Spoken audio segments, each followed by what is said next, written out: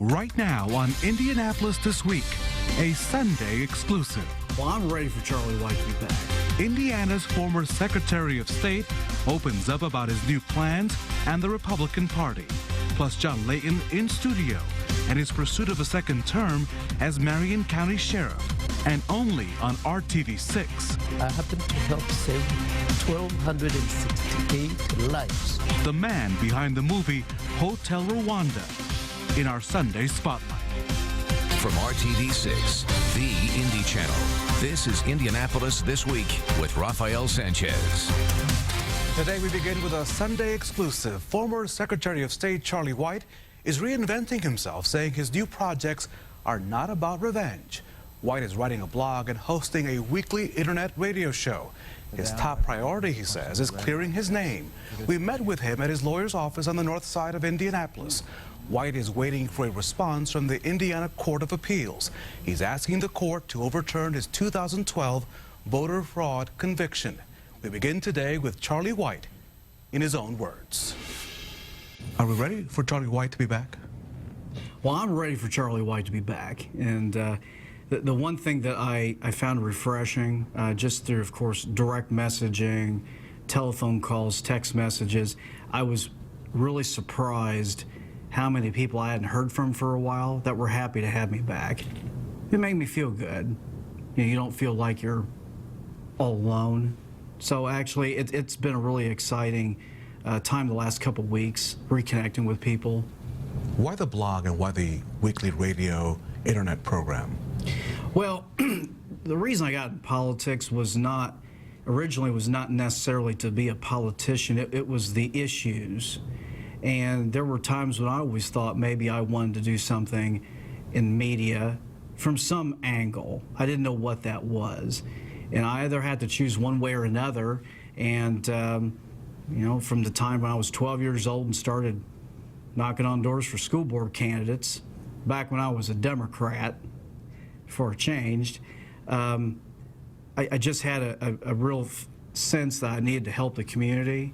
And of course, now that I'm not in politics, it doesn't mean that I can't at least talk about politics. So it's always been a love for me, and I just needed a couple years where I could, I guess, maybe heal myself. Will your analysis be one that is just constructive, or are you going to, I don't want to say angry, but is this revenge? I mean, put it in context for me, because you've been very critical of both the governor and the lieutenant governor. Mm-hmm. So is this more a constructive argument, or was this I'm going to get back, I'm going to get even with my party? Help me understand that.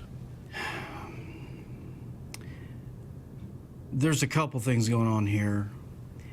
You have to understand the context. People don't understand.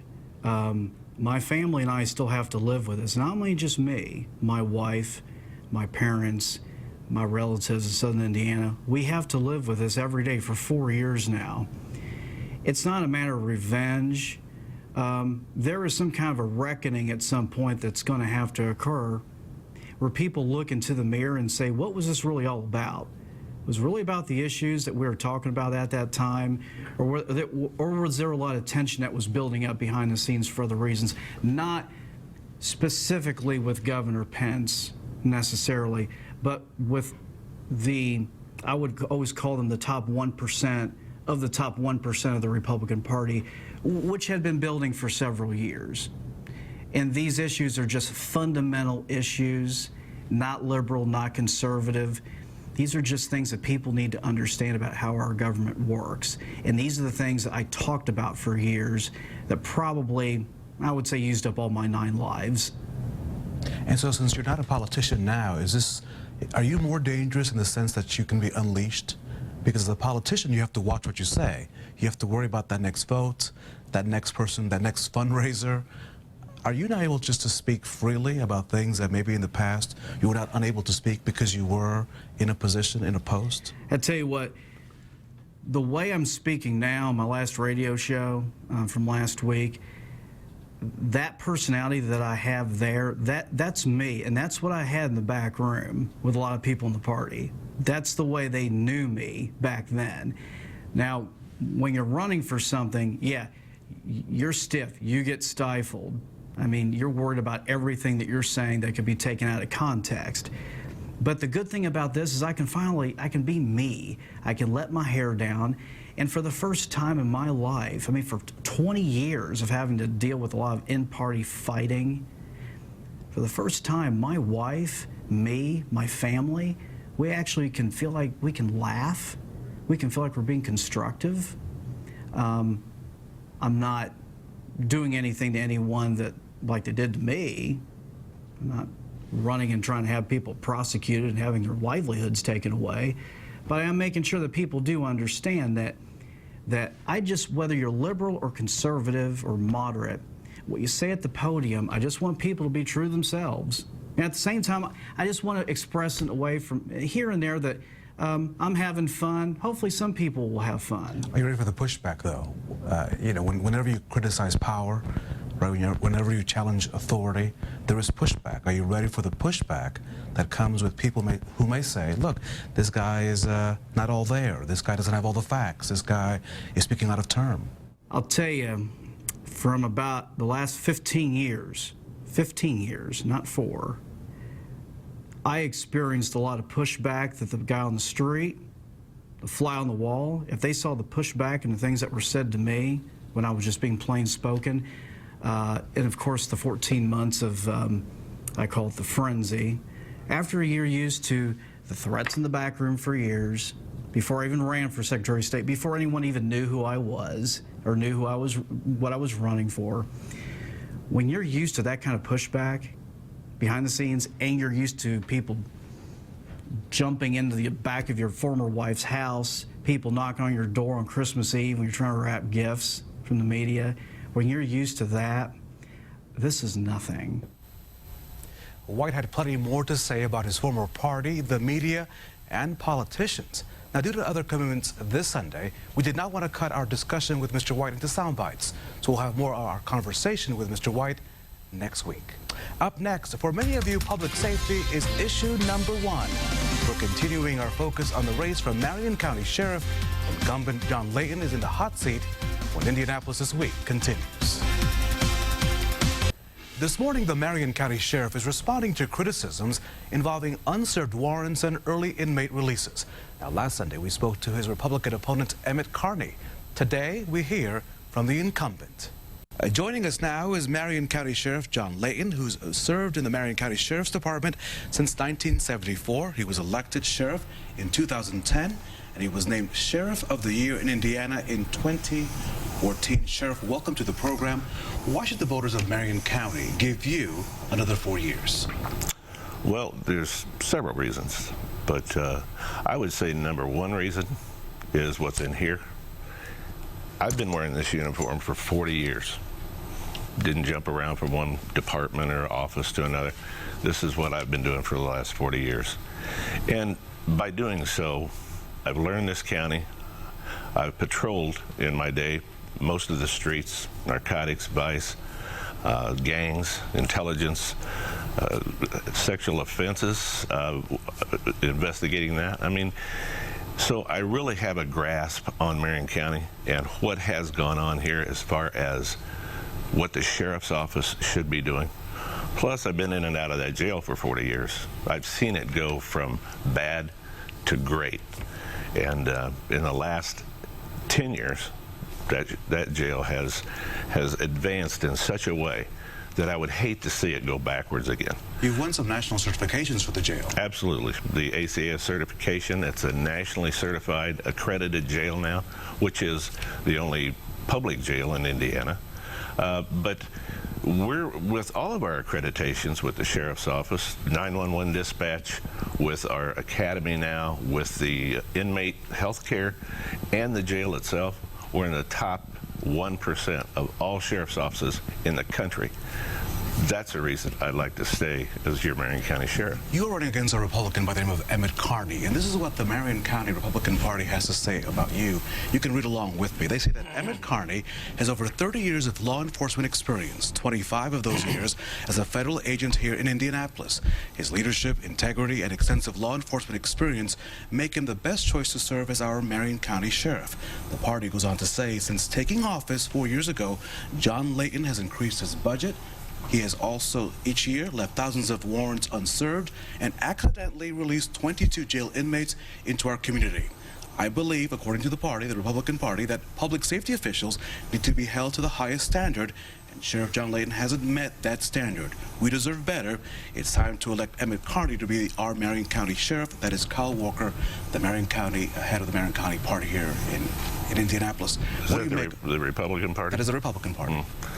Well, you know, as head of the opposite party that I happen to be on, it's kind of their job, especially when it comes to an election where there's some desperation, to reach down in that bag of desperation and pull out whatever you can to try to throw out there to get the voters confused and, you know, get them thinking a different way. But the mere fact that, you know, our budget has been approved by the mayor every single year, they get it. The mayor's office, the city and county controller, city county council, they see those health care prices rise. They see and they understand. So, you know, when it comes to warrants, we've got 22,000 warrants on the table. We do. But I don't have 22,000 deputies. I've got 700 deputies, and most of them work that jail. And so, you know, we do what we can with what the taxpayers of Marion County give us. We do the best job we can. Those 700 deputies that are down there, they're very proud of their work, and I'm very proud of them. And so, you know, let the other side say what they will. It doesn't bother me, nor does it surprise me at all. This new court system known as Odyssey has been troublesome for many departments across the area. You have brought in someone from Purdue to look at the system because there have been some releases. What is the latest on that? Can you share with us what that team is doing and what you hope they will accomplish? Well, I'd like to point out first and foremost that it's not just the Marion County Sheriff's Office that are in these meetings. It's the entire enterprise. It's the courts. It's the prosecutor's office. We're all in this together. And if there are glitches that need to be taken care of, we're working them out together, because this isn't just a sheriff's office situation or problem when someone happens to get out of jail. Now, in the last year, there's been 5 released by human error. The rest of those we can account for in different areas, and those 5, we dealt with that the way it should be. And isn't that what a good sheriff or a good leader would do? It's not necessarily the mistake that was made. It's what you do about the mistake that was made. And I think the citizens of Marion County have seen that we've done that. But it's not just Marion County. I've taken the lead on with the prosecutor's office, with the courts, and had Professor Padfield actually work with all of us at the same time, so we all have a grasp on what's going on, and it is going to get better. But when you have 60,000 people coming through that jail every year, once in a while, we're all human, and there's going to be just a little bit of human error, but even that we're trying to knock down.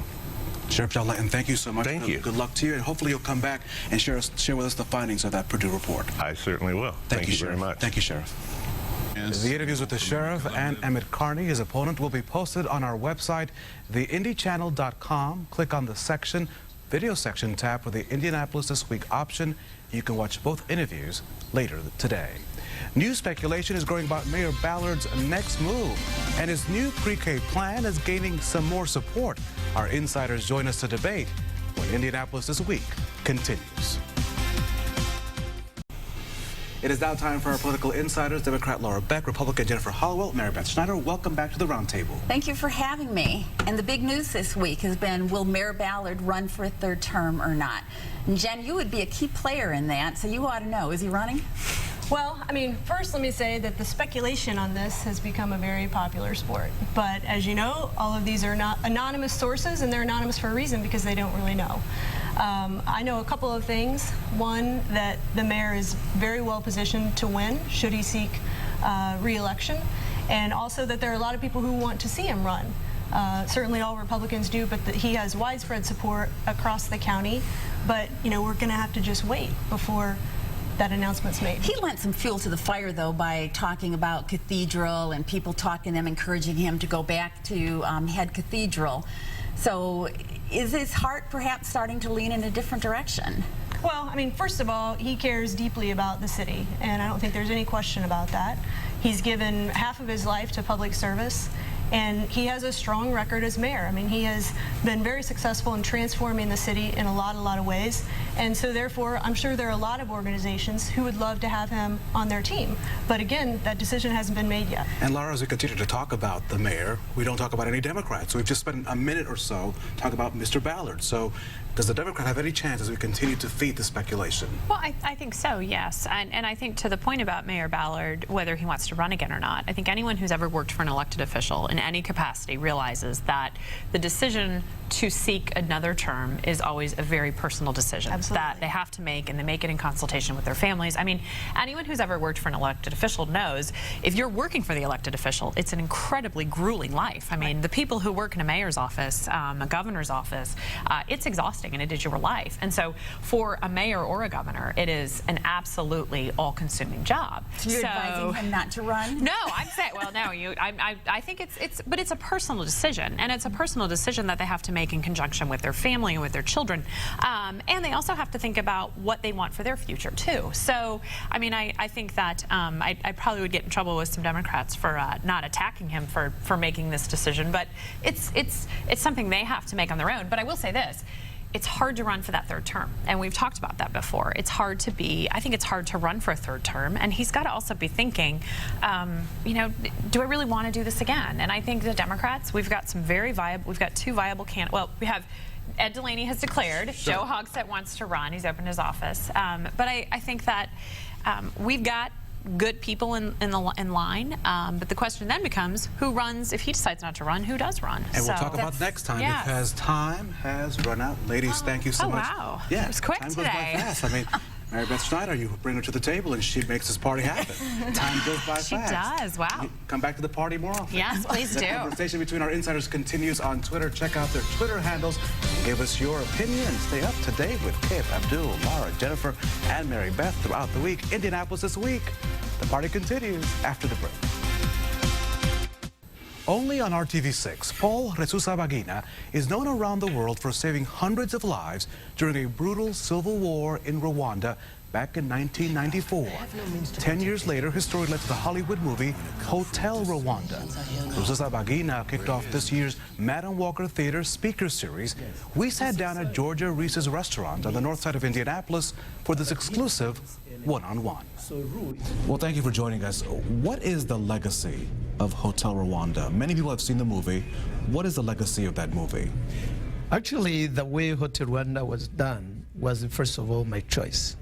So I wanted it done, made that way, so that it could teach lessons to the future generations. And what is that lesson then? The lesson is what happened in Rwanda. We do not wish history to repeat itself. So this is why I'm talking in Hotel Rwanda to future leaders, tomorrow's leaders. Are they listening? Because when I look at Africa, Africa is a beautiful continent, still riddled with civil strife, war, now Ebola. So have people gotten the message from that movie? Our next mission is to get all of those people who are fighting, using weapons to solve their conflicts, to get them around that table.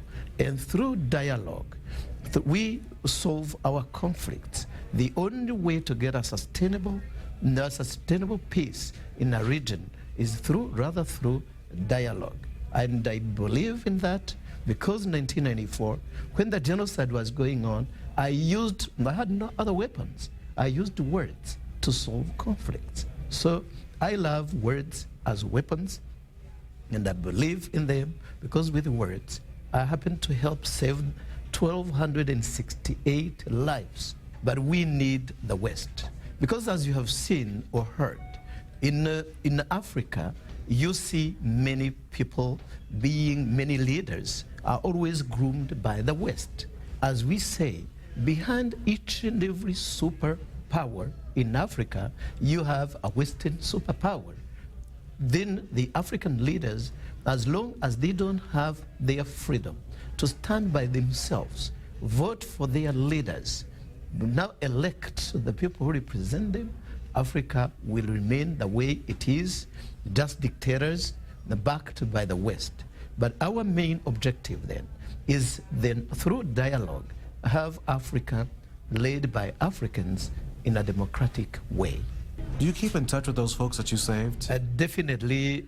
Whenever they come over to America, to Europe, they always make sure that they come to my house. In Rwanda, we have a tradition.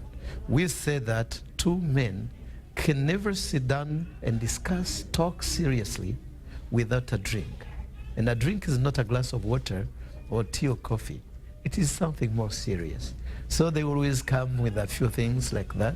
And we sometimes spend a whole night chatting and sometimes dancing. So we need some drinks. We need some, is it whiskey? Is it rum? What is it Heineken? What's our drink then? It can be a Heineken, it can be why not a scotch? A scotch? I feel so unprepared. Had I known that, I would have gotten some scotch. I think it is too early. It's too early? Is it too early? On this Sunday, I'll stick to communion wine. The next speaker at the Marion Walker Theater, Savion Glover. Tickets available October the 10th at 8 p.m. I'm Rafael Sanchez. We'll see you next week. Goodbye.